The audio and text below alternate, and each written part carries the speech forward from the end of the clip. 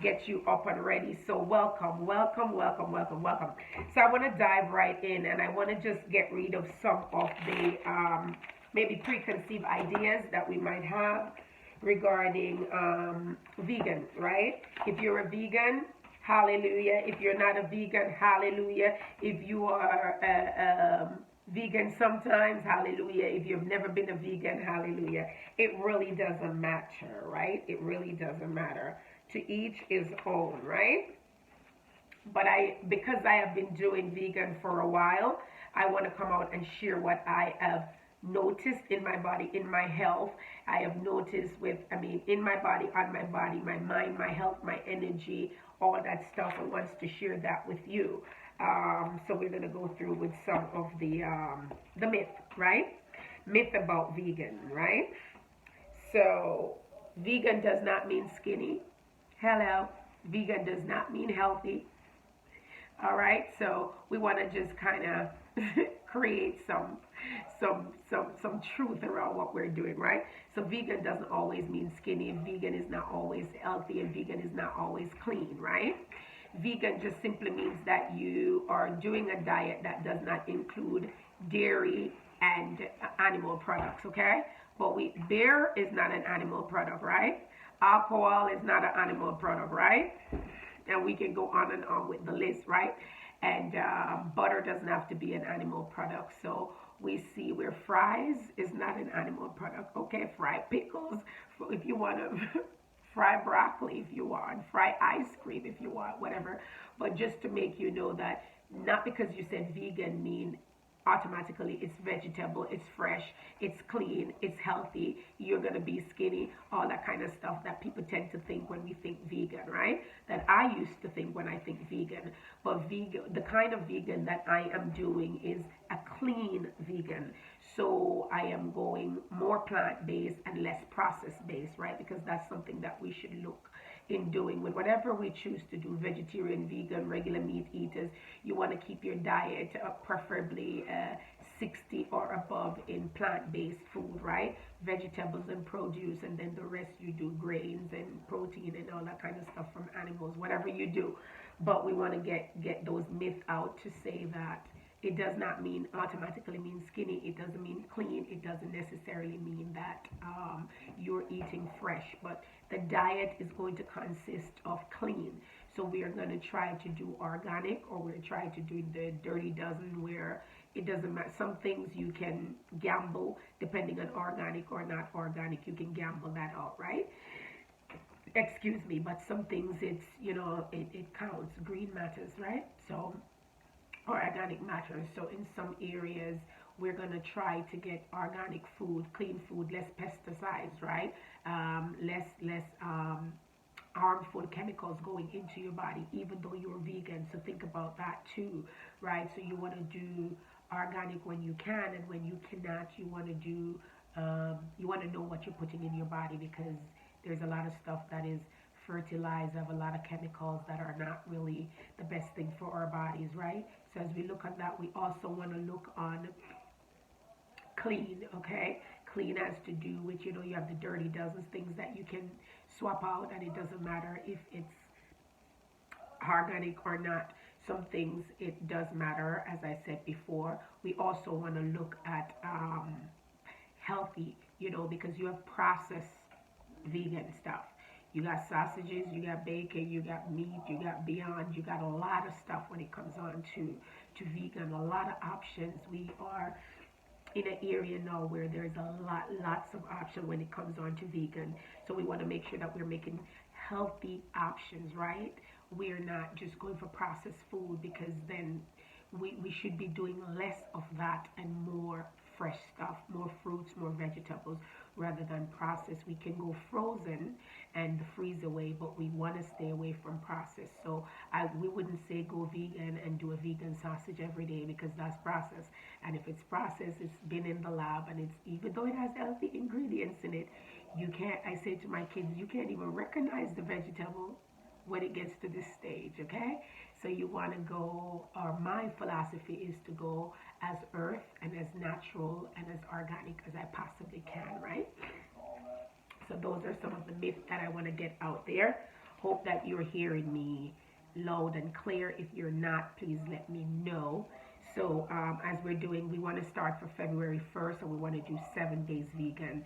During that time, I'm going to be hosting three um, three watch parties that will help you with meal prep, that will give you advice, accountability, encouragement as you go on, and what to do when you hit that bump on Wednesday, what to do when it's the weekend and you would have normally have other choices, what to do when your cravings are coming, and all that kind of stuff. We want to create 3 to 4 different videos, preferably live or in a watch party, doing those. We want to have at least a Zoom day, maybe in the middle of the week, to find out how people are doing, and create some encouragement around that, and create some advice, some help, and some encouragement around that. Also, we want to look at what you should do to get ready. What does that look like in your home? What are you going to be doing to get ready for this vegan challenge? Your fridge probably has to look better. You gotta maybe eliminate some of the things that are going to be a struggle for you. You know what I mean? Your regular cakes, your your regular sugar is vegan, but come on now, honey, we're not gonna eat it as if it's you know what I mean. So salt is vegan. You're not gonna go crazy on that either. But to Conrad, I'm trying to get just a little piece of tissue. Thank you, baby. So we want to go in and look at some of those things, right? So what does the list look like as you're going, as you're getting vegan ready? And what your list look like is everything, thank you, darling, is everything that is not, thank you, baby, is everything that is not dairy or meat, right? And we're staying away from processed, right? So you want to have grains like beans. A lot of beans are going to give you your protein. We're going to furnish you with that list anyway. You want to have your beans. You want to have your lentils. You want to have your peas. You want to go ahead for your grains. If you're also gluten, if you're also allergic to gluten, you want to make sure that you stay within that same range. And if you can, of course, watching your diet, if you're on medication or anything like that, please check with your doctor first before you change your diet or do anything drastically health-wise. You want to have plenty of water. Some of our craves is because we are thirsty and dehydrated. Some of our craves are based on the fact that we have a pattern of always chewing or getting something to our mouth. It gives us something to do. So we want to watch those. What will we eat? If you're a person that loves to snack, what are you eating during these times? You're gonna have to have your fruits out and your nuts out and your seeds out, so you are getting your full nutrients from what you eat, and stuff like that as we go in. But so we want to do a lot of beet greens. We want to do sweet potato, Irish potato. We want to do squash, winter squash. We want to do butternut squash. We want to do a lot of squash. We want to do a lot of in terms of our oil, we want to do coconut oil. We want to do grapeseed oil or olive oil. Those are the ones that I use at home. 90% is going to be coconut because of what coconut does. So that it gives you that creamy texture as butter, so you can use it for both. You want to get your olive oil. Pasta is going to be your friend, baby. If you didn't like pasta, you better start loving pasta. It is an easy meal. It's an easy way to go. Your spinach, it shows that spinach and a piece of chicken breast has round about the same amount of protein, right? You want to do your kale, like your baby kale is another really super nice greens. You want to do your mushrooms if you can do those kind of things. If you can't, you got to find out what you can do. You know what I mean? If you have a favorite dish, you're gonna find out, can I veganize this dish? If you have a curry dish and you can't do dairy or you can't do meat, how would you create that same dish in a vegan type of way? You'd have to get rid of your meat. What would you substitute? Maybe you would substitute mushrooms. Maybe you would substitute jackfruit. Maybe you would substitute beans. Chickpeas is a nice piece to curry, and maybe you will create a curry sauce from that. You're going to need your thickening agent. You know, you probably have to boil a potato and blend that out to create some form of a thickening agent if you want that kind of a. Maybe you can go again and thicken your curry with some vegan yogurt, plain yogurt, right? And see, watch with your yogurt though, because you don't want that to break your sauce, for your sauce to look like it's crunkling, you know, or that sort of stuff. You want to have a lot of lemons in your diet. You want to have a lot of, you want to blend out your sweets, because fruits have a lot of sweets. So you want to blend those out with a protein to help your body balance that sugar. So if you're doing smoothies, you're going to want to do smoothies, because smoothies are going to help you pack the punch.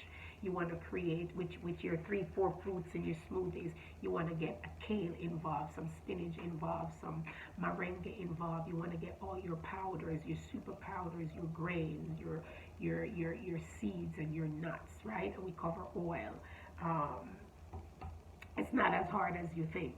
But we want to say welcome to this challenge. It's going to be excited. You're going to find out things about yourself. You're gonna find out what you think you could do versus what you really can do. You're going to find out how the body is in terms of what it wants, when it wants, what it wants. You're going to find out a lot of things about yourself, about your crave, about your emotions when you're not getting what you want. How does the body react? Do you get sad? Do you get grumpy? Do you get mean? You're going to find out all these things, and then you're going to come to the realization that food control a lot of our behavior. It is, we are what we eat, and that you will see that it does affect us in a huge way. You're going to see your energy. Do I have more energy at this time? Do I need to pop up with some nuts? Do I need water? Those are the kind of things that we're going in as we're doing this vegan challenge. All throughout the week, starting on the 1st to the 7th, I am going to be right beside you. I will be on videos, making posts, checking in to see how people are doing. If you drop off one day, go right back on. Go right back on. It doesn't matter how much time you fall, is that you get up again and you're being persistent in what you choose to do, right? And maybe for the end you'll recognize, is this something that I can do, or is it sustainable, is it manageable, or can I involve more plant-based diet? Because the real, my aim is to get us eating clean, right? Just get us eating clean, whatever that means for you, meat or no meat, right? Because we must understand that there are things that plague the human body, whether you're a saint or a sinner, whether that you are, you know, extremely wise or you're lacking in common sense, whether you have money or you're poor, it doesn't matter. There are things that we eat that affects us, right?